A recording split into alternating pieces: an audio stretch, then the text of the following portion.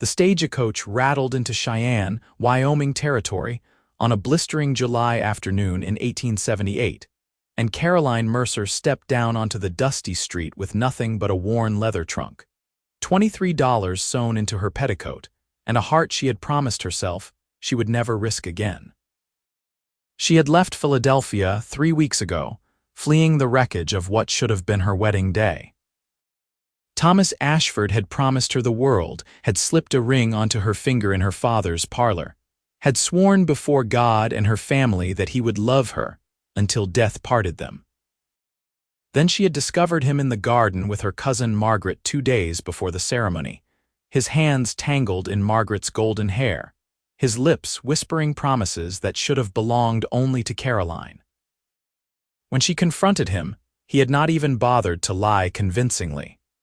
He simply removed the ring from her finger, placed it in Margaret's palm, and told Caroline that he had changed his mind. No apology, no explanation that made sense, just a broken promise that shattered everything she thought she knew about love and trust. Her mother had wept. Her father had raged. Margaret had fled to Boston with Thomas, and Caroline had packed her trunk and bought a ticket west. She wanted distance, wanted space, wanted to disappear into a place where no one knew her story or pitied her for being the girl who was not enough to keep her promised husband. Cheyenne was rough and loud, filled with cowboys and railroad workers, saloons and gambling halls. Caroline found a modest boarding house run by a widow named Mrs.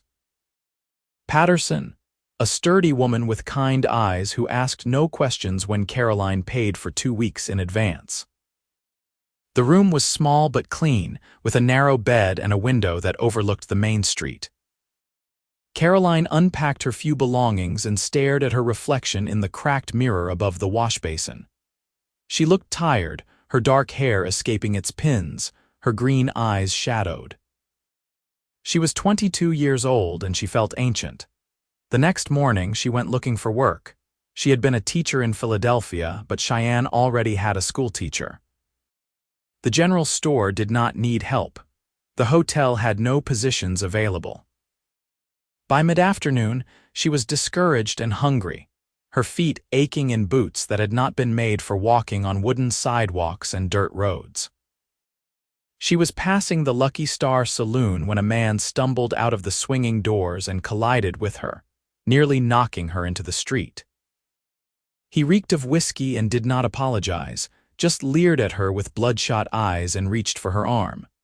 Caroline jerked away, her heart hammering, but he grabbed her wrist and pulled her close.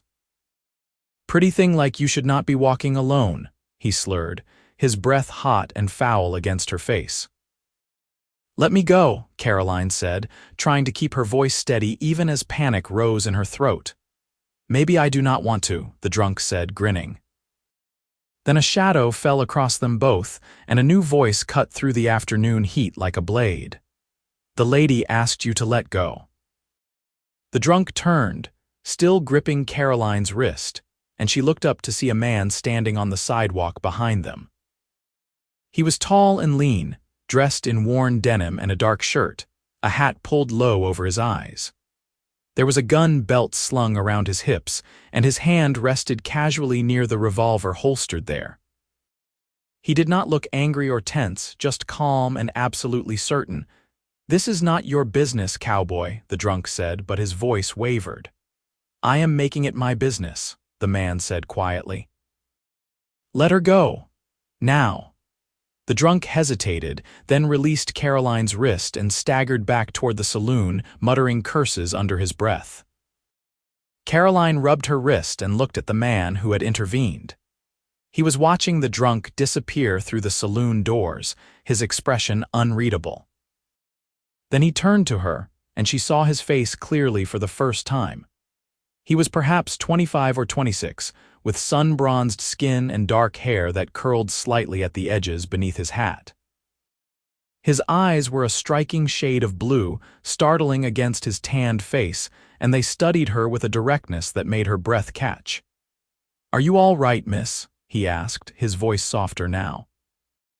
"Yes," Caroline said, though her hands were shaking. "Thank you, I appreciate your help." He nodded once, touched the brim of his hat, and turned to walk away.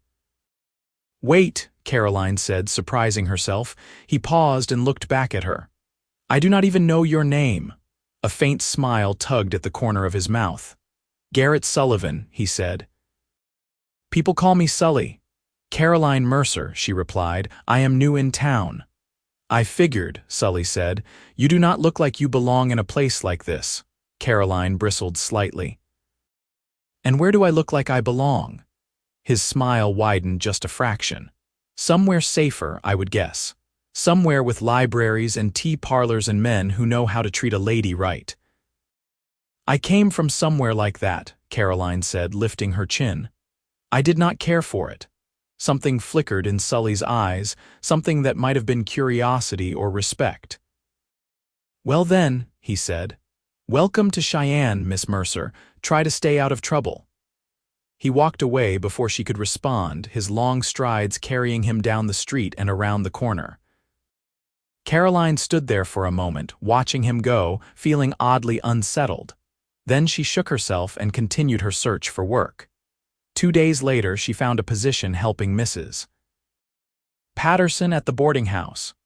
The pay was modest, but it included her room and meals, and Mrs. Patterson was grateful for the assistance. Caroline threw herself into the work, scrubbing floors and washing linens, cooking meals and mending curtains. It was hard physical labor, nothing like teaching, but she found a strange satisfaction in it. Her body ached at the end of each day, but her mind was too tired to dwell on Thomas and Margaret and the life she had left behind. She saw Sully again a week later. She was carrying a basket of vegetables from the market when she noticed him standing outside the livery stable, talking to another man. He wore the same worn denim and dark shirt, and his hat was pushed back on his head. He was laughing at something the other man said, and the sound carried across the street, warm and genuine. Caroline found herself staring, caught by the easy confidence in his posture, the way he seemed completely comfortable in his own skin. As if sensing her gaze, Sully looked up and met her eyes. Recognition sparked in his expression, and he raised a hand in greeting. Caroline nodded back, suddenly embarrassed to be caught watching him, and hurried on her way. That evening, Mrs. Patterson mentioned that Sully worked as a ranch hand at the Double T Ranch, about 5 miles outside of town. He came into Cheyenne every week or so for supplies, and occasionally stayed at the boarding house when the weather was bad or the work ran late. "Good man," Mrs. Patterson said, kneading bread dough on the kitchen table. "Honest and hardworking. Does not drink much, does not gamble, does not start fights. His father was a rancher up in Montana before he died. Sully came down here about 3 years ago, looking for work." Caroline absorbed this information without comment, but she thought about it later that night as she lay in her narrow bed, listening to the sounds of Cheyenne settling into darkness. She thought about the way Sully had stepped in to help her without hesitation, the quiet authority in his voice, the way his eyes had studied her as if he saw more than just a woman in distress. She told herself it did not matter. She had come west to forget, not to find someone new. She had trusted once, given her heart once, and it had been handed back to her broken and unwanted.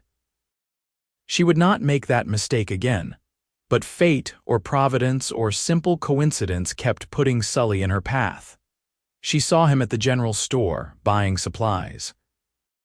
She saw him riding down the main street on a big buckskin horse, his hat low against the sun. She saw him one Sunday morning outside the small church at the edge of town, talking to the minister, his expression serious and attentive. Each time he tipped his hat to her, and each time she nodded back and they went their separate ways. Then one afternoon in late August, Mrs. Patterson asked Caroline to deliver a basket of food to old Jim, a prospector who lived in a shack on the outskirts of town. Jim had been injured in a mining accident and could not walk well, and Mrs. Patterson made it her business to check on him regularly. Caroline agreed and set out with the basket, grateful for the excuse to walk. The afternoon was hot, but a breeze stirred the dust and made the heat bearable. She found Jim's shack without trouble, delivered the basket, and stayed to chat for a few minutes. Jim was lonely and grateful for company, and Caroline found herself enjoying his stories about the gold rush days and the wild characters he had known. When she finally left, the sun was lower in the sky, and she realized she had stayed longer than she intended. She was halfway back to town when she heard the sound of hoofbeats behind her. She turned and saw two men on horseback, riding toward her at a fast pace. Something about the way they moved made her uneasy, and she quickened her step, her heart beginning to pound. The riders caught up to her quickly and reined in their horses on either side of her, blocking her path. They were rough-looking men, unshaven and dirty, with hard eyes and cruel smiles. "Well, well," one of them said, leaning forward in his saddle. "What do we have here? Pretty little thing all alone." "Let me pass," Caroline said, trying to keep her voice firm despite the fear tightening her chest. "Maybe we will," the other man said, "or maybe we want to get to know you first." "I do not want any trouble," Caroline said, taking a step back. The first man laughed. "Neither do we, darling, just a little fun." He dismounted and started toward her, and Caroline turned to run, but the second man spurred his horse forward and cut her off. She was trapped between them, her breath coming fast and shallow, her mind racing for a way out. Then a gunshot cracked through the air, sharp and sudden, and all three of them froze. "Step away from her," Sully's voice commanded, and Caroline turned to see him riding toward them on his buckskin horse, a rifle held easily in one hand. His face was hard, his eyes cold, and there was nothing soft or gentle about him now. The two men exchanged glances. "This is not your concern," the first one said, but he took a step back from Caroline. "I am making it my concern," Sully said, echoing the words he had used weeks ago outside the saloon. He levered another round into the rifle chamber, the sound loud in the stillness. "You have two choices. Ride away now or explain to the sheriff why you were harassing a lady on a public road." The men hesitated, clearly weighing their options. Then the second one spat into the dirt and jerked his head at his companion. "Not worth it," he muttered. They mounted their horses and rode off, heading away from town. Sully watched them until they were out of sight, then lowered the rifle and turned to Caroline. "Are you hurt?" he asked, his voice gentler now. "No," Caroline said, though her legs felt weak and her hands were trembling. "They did not touch me. You arrived just in time." Sully dismounted and walked over to her, studying her face with concern. "What are you doing out here alone?" he asked. "I was delivering food to old Jim," Caroline said. "I did not realize how late it was getting." Sully shook his head, his expression a mix of exasperation and something else she could not quite identify. "This is not Philadelphia, Miss Mercer. You cannot wander around alone out here. It is not safe." "I am beginning to understand that," Caroline said, a tremor in her voice despite her best efforts to sound composed. Sully looked at her for a long moment, then nodded toward his horse. "Come on, I will take you back to town." "I can walk," Caroline protested, but Sully was already leading the buckskin closer. "I know you can walk," he said, "but I would feel better if I knew you got back safely. Please." There was something in his tone, a sincerity beneath the gruffness, that made Caroline relent. She allowed him to help her up onto the horse, and then he swung up behind her, settling into the saddle with easy grace.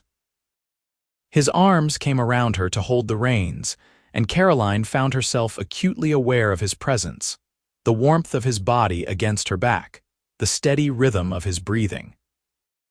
They rode in silence for a few minutes, the horse moving at an easy walk. Finally, Caroline said, "Thank you. Again, you seem to make a habit of rescuing me." "I am starting to think you need a keeper," Sully said, and she could hear the faint amusement in his voice. "I am perfectly capable of taking care of myself," Caroline said, stiffening slightly. I do not doubt that, Sully replied. But even capable people need help sometimes. There is no shame in it. Caroline was quiet, absorbing his words. Then she said, Why do you keep helping me? You do not know me. Do I need a reason? Sully asked. Most people have one. He was silent for a moment, and when he spoke again, his voice was thoughtful. Maybe I do not like seeing people get hurt when I can do something about it. Or maybe I think you deserve better than what this town has given you so far. You do not know what I deserve, Caroline said softly. No, Sully agreed, but I would like to. Something in his words made Caroline's heart skip, and she found herself at a loss for a response. They rode the rest of the way in silence, and when they reached the boarding house, Sully dismounted and helped her down. His hands were strong and steady on her waist, and for a moment they stood close together, his blue eyes searching hers. Be careful, Miss Mercer, he said quietly. Not everyone in Cheyenne is as friendly as Mrs. Patterson. I will, Caroline promised, and thank you, truly. Sully tipped his hat and mounted his horse again. Caroline watched him ride away, feeling something shift inside her, something she was not ready to name. Over the following weeks, she found herself thinking about Sully more than she wanted to admit. She replayed their conversations in her mind, remembered the way he had looked at her, the way his voice softened when he spoke to her. She told herself she was being foolish, that she had sworn off men and promises and the pain that came with them. But her heart did not seem to be listening. September arrived, bringing cooler temperatures and the first hints of autumn. Caroline settled into a routine at the boarding house, and Mrs. Patterson began to rely on her more and more.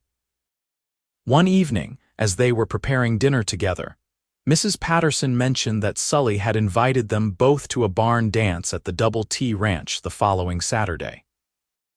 The ranch owner throws one every fall, Mrs. Patterson explained, chopping carrots with practiced efficiency. It is a nice event, very respectable. Good food, good music, good company. You should come, Caroline. It would do you good to get out and meet people. I do not know, Caroline said hesitantly. I am not much for dancing. Nonsense, Mrs. Patterson said briskly. You are young and pretty, and you have been working too hard. You deserve a night of fun. Besides, Sully specifically asked if you would be there. Caroline felt her cheeks warm. He did, Mrs. Patterson smiled knowingly. He did. That young man has taken a shine to you, Caroline. Anyone with eyes can see it. I am not looking for that, Caroline said quietly. I came here to start over, not to complicate my life with romance. Mrs. Patterson set down her knife and looked at Caroline seriously. I do not know what happened to you back east, she said gently. But I can see you are running from something, and that is all right. Sometimes we need to run. But eventually, you have to stop and face what is in front of you, and maybe what is in front of you is a good man who wants to know you better. Caroline looked away, her throat tight. I was engaged, she said softly. He broke his promise, he broke me. I do not think I can trust someone like that again. Mrs. Patterson reached over and squeezed Caroline's hand. Not all men break their promises, dear. Some men keep them. You just have to be brave enough to find out which kind you are dealing with. Caroline thought about those words for the rest of the week. She thought about Thomas and his casual cruelty, the way he had discarded her as if she meant nothing. She thought about Sully and the way he had stepped in to help her, not once but twice, expecting nothing in return. She thought about the quiet strength in his eyes, the sincerity in his voice. On Saturday evening, she put on her best dress, a deep blue cotton that brought out the color of her eyes, and pinned her hair up carefully. Mrs. Patterson beamed at her and declared her beautiful, and together they climbed into a wagon driven by a ranch hand sent to fetch them. The Double T Ranch was sprawling and well-kept, with a large barn that had been cleared and decorated for the dance. Lanterns hung from the rafters, casting warm golden light over the crowd gathered inside. A small band played fiddle music in one corner, and tables laden with food lined the walls. The air was filled with laughter and conversation, and Caroline felt a flutter of nervousness as she stepped inside. She saw Sully almost immediately. He was standing near the refreshment table, talking to an older man in a vest and string tie. He wore clean denim and a white shirt, and his dark hair was neatly combed. He looked up as if sensing her presence, and when his eyes found hers, his face broke into a smile that made her heart trip over itself. He excused himself from the older man and made his way through the crowd to her side. "Miss Mercer," he said, his voice warm, "I am glad you came. Mrs. Patterson was very persuasive," Caroline said, smiling despite her nerves. "I owe her my thanks then," Sully said. He hesitated, then added, "You look beautiful tonight." Caroline felt her cheeks flush. "Thank you, you look quite nice yourself." They stood there for a moment, the noise and bustle of the dance swirling around them, and then Sully offered her his arm. "Would you like some punch?" he asked. "I would," Caroline said, and she slipped her hand into the crook of his elbow, feeling the solid strength of him beneath the fabric of his shirt. They spent the evening together, talking and laughing, and Caroline found herself relaxing in a way she had not since leaving Philadelphia. Sully was easy to talk to, genuinely interested in what she had to say, and he told her stories about his life on the ranch, about the cattle drives and the hard work and the satisfaction of building something with his own hands. He did not pry into her past, but he listened when she spoke, and she found herself sharing more than she had intended. When the band struck up a waltz, Sully set down his cup and turned to her. "Will you dance with me?" he asked. Caroline hesitated. "I am not sure I remember how," she said. "It has been a long time." "I will remind you," Sully said, offering his hand. "Trust me." The word hung in the air between them, weighted with meaning. Caroline looked at his hand, strong and calloused, and then up at his face, at the honesty in his blue eyes. Slowly, she placed her hand in his. He led her onto the makeshift dance floor and pulled her gently into the waltz position. His hand settled at her waist, warm and sure, and she rested her hand on his shoulder. They began to move, and Caroline was surprised by how natural it felt, how easily they fell into the rhythm together.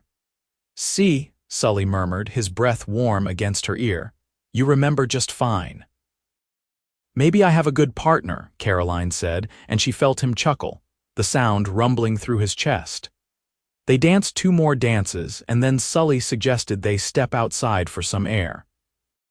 The night was cool and clear, the sky brilliant with stars. They walked away from the barn, the music fading behind them, and stopped near a split-rail fence that overlooked a pasture where horses grazed in the moonlight. "This is a beautiful place," Caroline said, leaning against the fence and gazing out at the landscape. "It is," Sully agreed, standing beside her. "I love it out here. The work is hard, but there is something honest about it, something real." Caroline nodded, understanding what he meant. "I needed something real," she said quietly, "after everything." Sully turned to look at her, his expression serious. "Do you want to tell me about it?" he asked. "About what brought you west?" Caroline hesitated, then took a breath and told him. She told him about Thomas, about the broken engagement, about the humiliation and heartbreak. She told him how she had felt like a fool, how she had wondered what she had done wrong, why she had not been enough. The words spilled out of her, and Sully listened without interrupting, his gaze steady and compassionate. When she finished, there was a long silence. Then Sully said, "He was a fool." Caroline looked at him, startled. "What?" "You're Thomas," Sully said, his voice firm. "He was a fool to let you go, a fool to break his promise, a fool to not see what he had." Tears pricked at Caroline's eyes, and she blinked them back. "You do not know me well enough to say that," she whispered. "Maybe not," Sully admitted, "but I know enough. I know you are brave, because you came out here alone to start over. I know you are kind, because I have seen how you treat Mrs. Patterson and old Jim and everyone else you meet. I know you are strong because you have been hurt and you are still standing. That is more than enough for me." Caroline stared at him, her heart pounding. "Why are you saying these things?" she asked. Sully reached out and gently took her hand, his fingers warm and rough against hers. "Because I want you to know that not all promises get broken," he said quietly. "Some of us mean what we say, some of us keep our word." "How can I know that?" Caroline asked, her voice barely audible. "How can I trust that?" "You cannot," Sully said honestly, "not right away. Trust takes time. But I am willing to wait, Caroline. I am willing to prove it to you day by day if you will let me." Caroline felt tears slip down her cheeks and she did not bother to wipe them away. "I am afraid," she admitted. "I am afraid of being hurt again." "I know," Sully said gently. He reached up and brushed the tears from her face with his thumb. "But I promise you, Caroline, I will never hurt you the way he did. I will never break a promise I make to you. I swear it." Caroline looked into his eyes and saw the truth there, saw the sincerity and the depth of feeling. And for the first time since Thomas had shattered her heart, she felt a flicker of hope. "I would like to try," she whispered. "I would like to see if I can trust again." Sully smiled, a slow, warm smile that lit up his entire face. "Then let us try together," he said. "No rushing, no pressure, just two people getting to know each other." Caroline nodded and Sully squeezed her hand gently. They stood there in the moonlight, the music drifting from the barn, and Caroline felt something inside her begin to heal. Over the following months, Sully courted her with a patience and gentleness that took her breath away. He came into town every week to see her, bringing her wildflowers and stories from the ranch. He took her on walks and buggy rides, always respectful, always attentive. He listened when she talked about her past, about her dreams for the future, and he shared his own hopes and fears in return.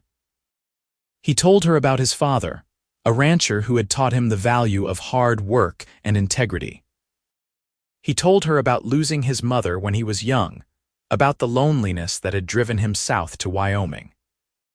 He told her that he wanted to save enough money to buy his own spread someday, a place where he could raise horses and build a life. "I want a family," he said one afternoon as they sat by the creek that ran through the edge of town. "I want a wife and children, a home that is mine. I want to build something that lasts." "That sounds wonderful," Caroline said, trailing her fingers in the cool water. "Would you want that?" Sully asked, his voice careful. "Someday, I mean, a life out here on a ranch." Caroline considered the question seriously. A few months ago, she would have said no without hesitation. But now, after spending time with Sully, after seeing the beauty and freedom of this wild, open land, she found herself imagining it. Imagining a small house with a porch, children playing in the yard, Sully coming home at the end of the day with that smile that made her heart sing. "Yes," she said softly, "I think I would." Sully reached over and took her hand, lacing his fingers through hers. "Then maybe we can build it together," he said. Winter arrived, cold and harsh, and Sully stayed in town more often, taking a room at the boarding house when the snow made travel to the ranch difficult. He helped Mrs. Patterson with repairs and chopping wood, and Caroline loved having him close, loved the way he made her laugh, the way he looked at her as if she were the most important person in the world. One evening in late December, they were sitting by the fire in the boarding house parlor, alone for the moment. Snow fell softly outside the window, and the room was warm and cozy. Sully had been quiet for a while, staring into the flames, and Caroline sensed he had something on his mind. "What are you thinking about?" she asked gently. Sully looked at her, and there was something vulnerable in his expression. "I am thinking about you," he said, "about us." "What about us?" Caroline asked, her heart beginning to beat faster. Sully took a deep breath, then reached into his pocket and pulled out a small wooden box. He opened it, revealing a simple gold band with a small, clear stone set in the center. It was not fancy or elaborate, but it was beautiful in its simplicity.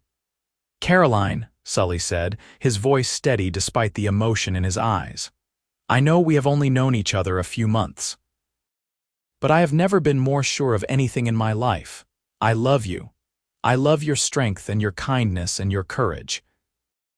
I love the way you see the world, the way you make me want to be a better man. I want to spend my life with you, building that future we talked about. Will you marry me?" Caroline stared at the ring, her vision blurring with tears. She thought about Thomas and his broken promise, the pain that had driven her west. She thought about Sully and the way he had kept every promise he had made to her, the way he had shown her through his actions that not all men were like Thomas. "Are you sure?" she whispered. "Are you sure this is what you want?" "I have never been more sure of anything," Sully said. "I promise you, Caroline, I will spend the rest of my life proving to you that you can trust me. I will never break your heart. I will never betray you. I will love you and honor you and stand by you no matter what comes. I swear it." Caroline looked into his eyes and saw the truth there, saw the love and the commitment, and she realized that she believed him. She trusted him. She loved him. "Yes," she said, her voice breaking on a sob of joy. "Yes, Sully, I will marry you." Sully let out a breath of relief and laughter, and he slipped the ring onto her finger. Then he pulled her into his arms and kissed her, a kiss that was tender and passionate and full of promise. Caroline kissed him back, pouring all her love and hope and gratitude into that moment. When they finally pulled apart, both breathless and smiling, Sully rested his forehead against hers. "I will keep this promise, Caroline," he murmured. "I swear to you I will keep it." "I know," Caroline whispered. "I believe you." They were married in the small church in Cheyenne on a cold January day in 1879, with Mrs. Patterson and a handful of friends as witnesses. Caroline wore a simple white dress that Mrs. Patterson had helped her make, and Sully wore his best suit, looking handsome and nervous and utterly happy. The minister spoke about love and commitment, about the sacred bond of marriage, and when Sully repeated his vows, his voice was strong and clear. "I, Garrett Sullivan, take you, Caroline Mercer, to be my lawfully wedded wife. I promise to love you, honor you, and cherish you in sickness and in health, in good times and in bad, for as long as we both shall live." Caroline repeated her own vows, her voice steady despite the tears streaming down her face. And when the minister pronounced them husband and wife, Sully kissed her with a tenderness that made her heart overflow. They moved into a small cabin on the Double T Ranch, a temporary arrangement until Sully could save enough to buy his own land. Caroline threw herself into making it a home, sewing curtains and planting a small garden in the spring. Sully worked long hours, but he always came home to her, always greeted her with a kiss and a smile, always made her feel loved and cherished. Their first year of marriage was not without challenges. Money was tight, and the work was hard. There were days when Caroline was exhausted and homesick, days when she missed the comforts of Philadelphia and the life she had left behind. But Sully was always there, steady and patient, reminding her why she had chosen this life, why she had chosen him. And gradually, Caroline found that she was happy, truly happy, in a way she had never been with Thomas. She loved the simplicity of their life, the rhythm of the days, the satisfaction of working side by side with Sully to build something real and lasting. She loved the wide-open sky and the wild beauty of the landscape. She loved the man she had married, loved him more with each passing day. In the fall of 1879, Sully came home one evening with news that made Caroline squeal with delight. He had saved enough to make a down payment on a piece of land about 10 miles north of Cheyenne, a beautiful stretch of grassland with a creek running through it and a stand of cottonwood trees on a low rise. "It is perfect for raising horses," Sully said, his eyes shining with excitement. "And there is a good spot for a house with a view of the mountains. We can start building in the spring." Caroline threw her arms around him, laughing and crying at the same time. "Our own place," she said. "Our own home." "Our own home," Sully agreed, holding her close. "Everything I promised you, Caroline. I am keeping my word." They broke ground on the house in April of 1880, and Sully worked tirelessly to get it built before winter. Caroline helped as much as she could, and friends from the ranch and town came out to lend a hand. By late autumn, the house was finished, a sturdy two-story structure with a wide porch and large windows that let in the light. It was not grand or elegant, but it was theirs, built with their own hands and filled with their love. They moved in just before the first snow, and Caroline stood on the porch that first evening, looking out at the land that stretched in every direction, and felt a sense of peace and belonging she had never known before. Sully came up behind her and wrapped his arms around her waist, pulling her back against his chest. "What are you thinking?" he murmured. "I am thinking that I am home," Caroline said softly. "Really, truly home." "Good," Sully said, pressing a kiss to her temple, "because this is where you belong, with me, always." In the spring of 1881, Caroline discovered she was pregnant. The news filled them both with joy and a little bit of fear, but Sully was attentive and protective, doing everything he could to make sure Caroline was comfortable and cared for. She bloomed with the pregnancy, her happiness evident in the glow of her cheeks and the light in her eyes. Their son was born on a warm September evening, a healthy, squalling baby with dark hair and blue eyes like his father. They named him Daniel, and Sully held him with a tenderness that made Caroline fall in love with her husband all over again. "He is perfect," Sully whispered, staring down at the baby in his arms. "Absolutely perfect." "He is," Caroline agreed, reaching up to touch Daniel's tiny hand. "And he has the best father in the world." Sully looked at her, his eyes shining with tears. "I will keep my promises to him too," he said. "I will be the father he deserves. I will teach him to be a good man, to keep his word, to treat people with respect and kindness." "I know you will," Caroline said, smiling through her own tears. "You have already shown me what kind of man you are, Sully, and I trust you completely." The years that followed were filled with hard work and deep contentment. Sully's horse ranch thrived, and he earned a reputation for raising some of the finest stock in Wyoming territory. Caroline managed the household and raised Daniel, and in 1883 she gave birth to their second child, a daughter they named Emma. 2 years later, another daughter, Lucy, joined the family.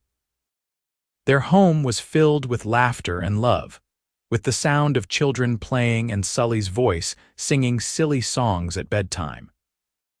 Caroline often thought about the young woman she had been when she arrived in Cheyenne, heartbroken and afraid, and marveled at how much her life had changed.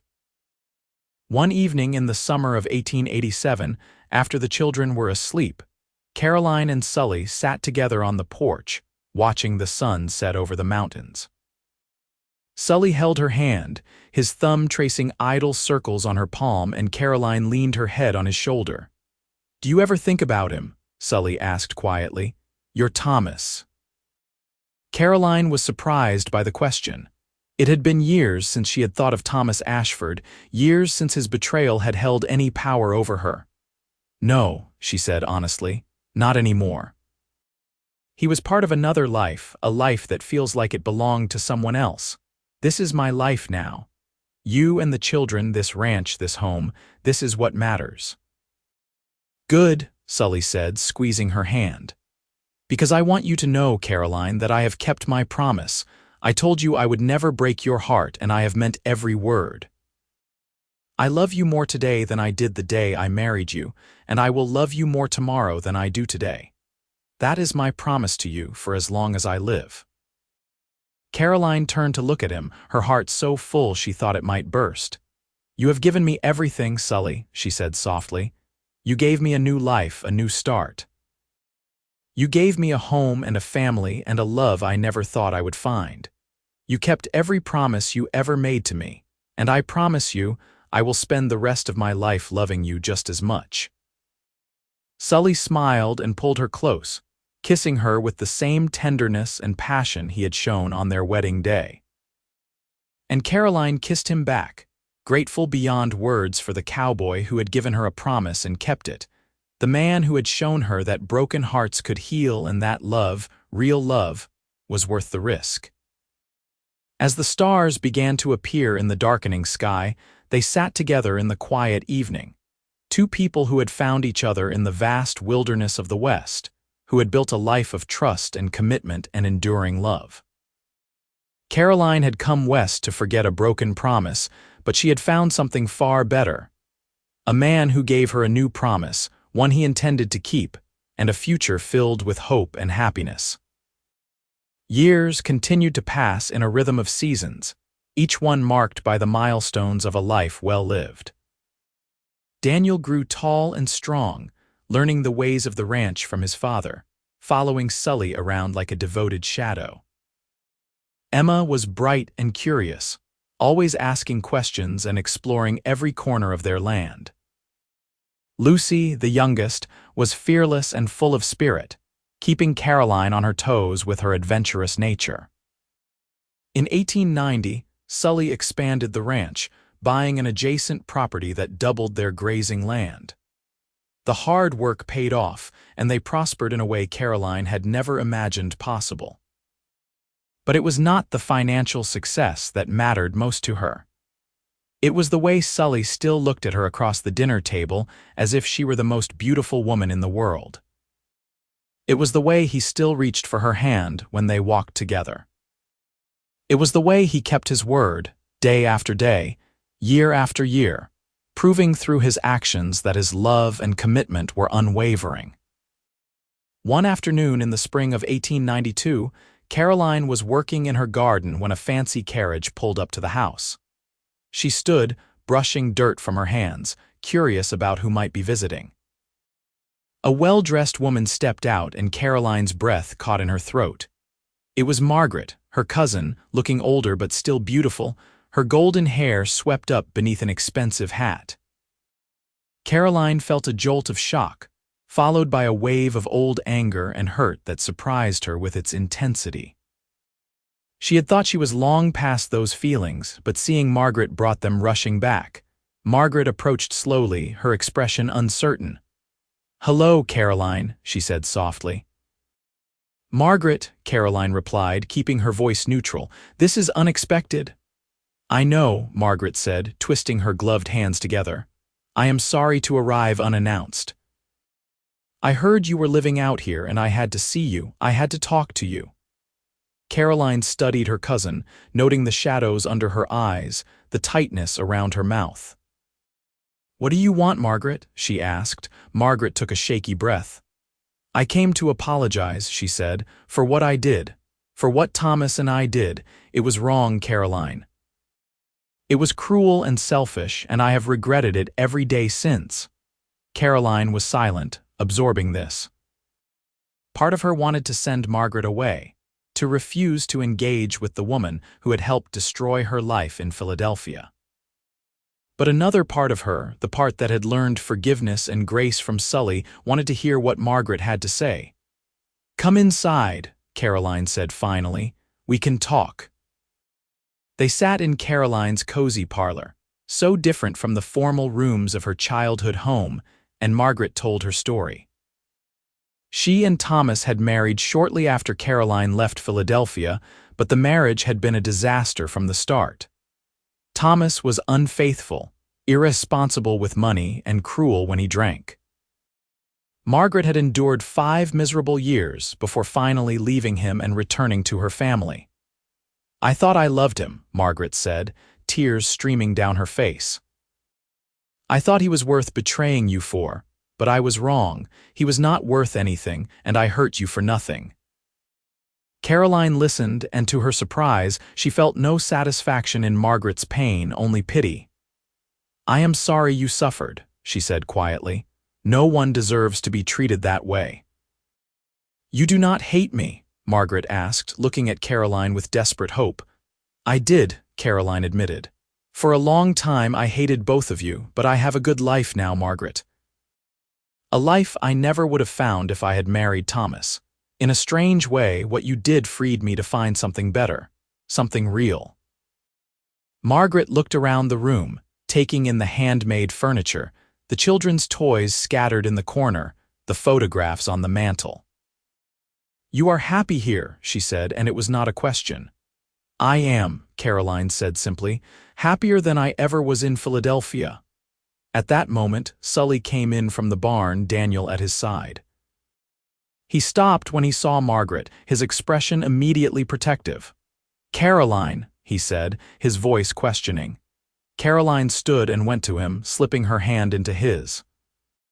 Sully, this is my cousin Margaret from Philadelphia. Margaret, this is my husband, Garrett Sullivan, and our son, Daniel.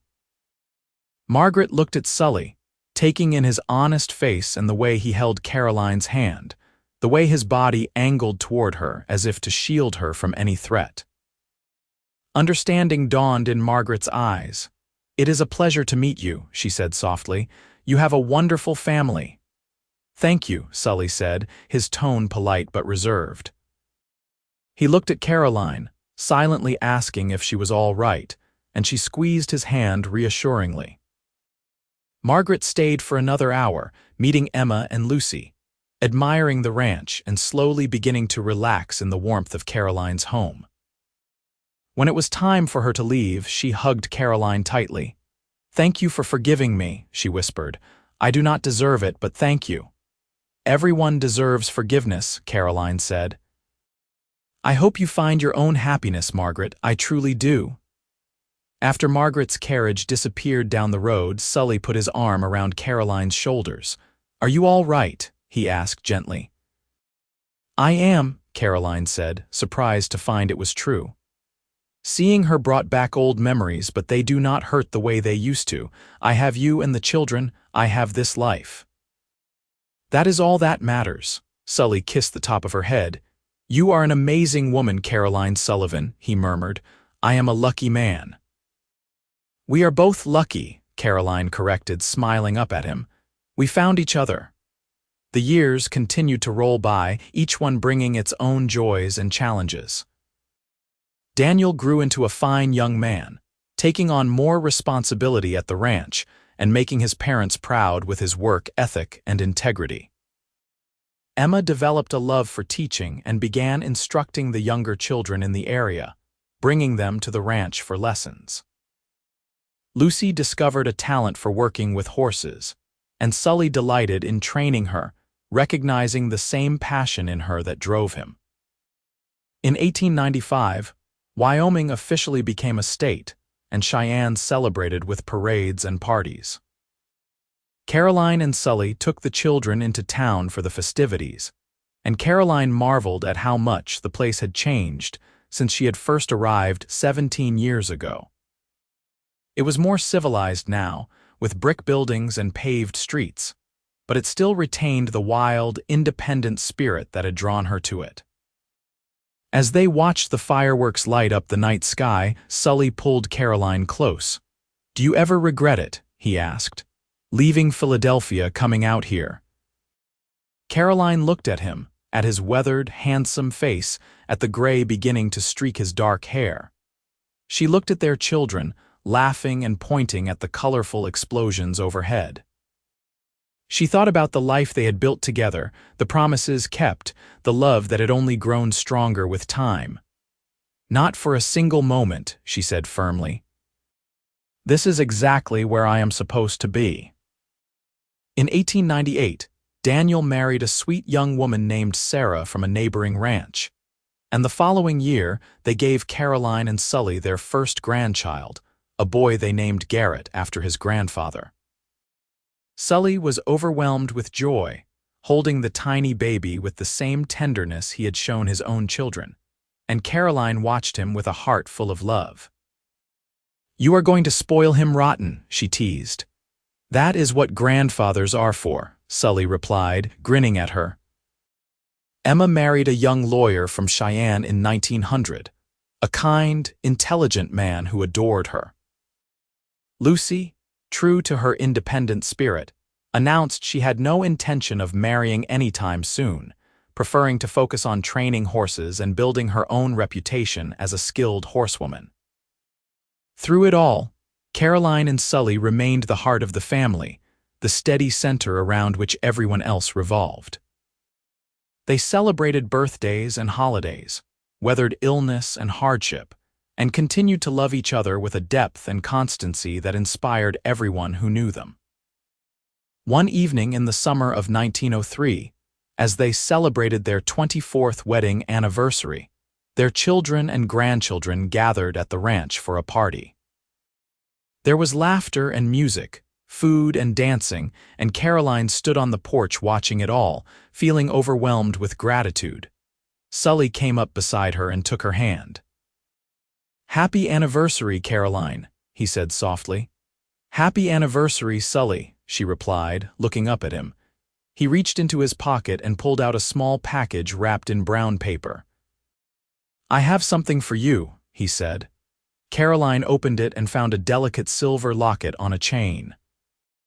She opened the locket and saw two tiny photographs inside, one of her and Sully on their wedding day and one of their 3 children as youngsters. "Sully, it is beautiful," she breathed. "I wanted you to have something to remind you of what we have built together," Sully said. "Of the promises we made and kept." Caroline felt tears well up in her eyes. "I do not need a reminder," she said. "I see it every day in our children, in our home, in the way you still look at me as if I am the only woman in the world." "You are," Sully said simply. "You always have been." He fastened the locket around her neck, and then he pulled her into his arms and kissed her, a kiss that held 24 years of love and commitment and unbroken promises. Their children cheered and laughed, and Caroline heard Lucy call out, "Get a room," followed by Daniel's good-natured shushing. But Caroline did not care. She was in the arms of the man who had saved her, who had shown her what true love looked like, who had kept every promise he had ever made. She had come west to forget a broken promise, and instead, she had found a man who gave her a new one, a promise he had kept every single day of their lives together. As the sun set over the Wyoming landscape, painting the sky in shades of gold and crimson, Caroline rested her head on Sully's shoulder and knew, with absolute certainty, that she was exactly where she was meant to be. She had found her home, her love, her life, and it was more beautiful than anything she could have imagined. The years ahead would bring more joys and sorrows, more grandchildren and great-grandchildren, more moments of laughter and tears. But through it all, Caroline and Sully would face everything together, hand in hand, their love a testament to the power of kept promises and the healing that comes from trusting again. She had come west broken and afraid, but she had found wholeness and courage. She had come west to forget, but she had found something far more precious, a love that would last forever, a man who kept his word, and a life filled with everything she had ever truly wanted. In the end, the broken promise that drove her from Philadelphia had led her to the greatest promise of all, the one Garrett Sullivan had given her and kept with unwavering faithfulness: to love her, honor her, and stand by her side for all the days of their lives.